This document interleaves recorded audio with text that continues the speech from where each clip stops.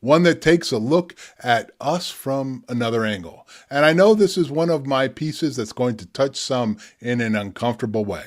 You could say this one might rattle you, and honestly, maybe it should, because loving something blindly isn't love, it's idolatry. We say we love this country, but we don't want to see it clearly. We throw flags over fractures. We explode fireworks to cover the din of our failures. But denial doesn't make the rot go away. It just covers up the smell. I'm not here to burn the house down. I'm here to ask why no one's fixing that foundation. With that said, this poem's entitled Inside the Red, White, and Blue. Milk, cheese, and empires have one thing in common, an expiration date. And I'm wondering, has the U.S. greatness reached its expiration date? If so, why?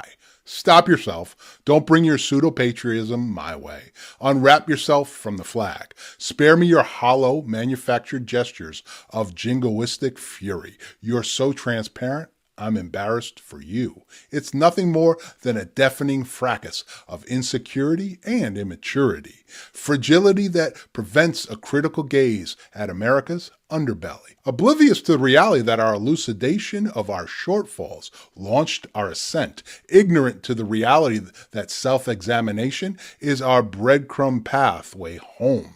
Spare me the mock outrage. Let's examine ourselves without the rosy glasses. Preach what needs to be heard rather than what we want to listen to. We're a nation toiling endlessly without the wherewithal to enjoy its riches, a society in endless pursuit of imagined needs, yet blinded by the shortcomings others are facing, able to fill our bellies and despite our fullness unwilling to share a morsel, incapable of noticing those in need, turning a deaf ear to the cruel cacophony created by our ways. Stuck in a cycle of mindless commercialism, gluttonously gulping up riches, leaving nothing but a belch for those in need. How did we arrive here? Let me share. We allowed our goodness to trickle through our fingertips like water cascading down a drain. Gone, not to be seen again.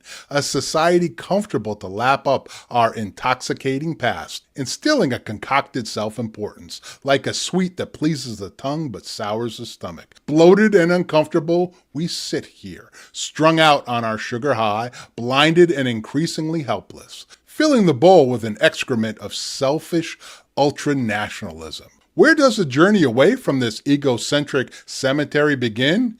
Intentional change is needed. Repenting from our sins is the pathway. Reintroduction is the way back. A mindset of national goodness is required.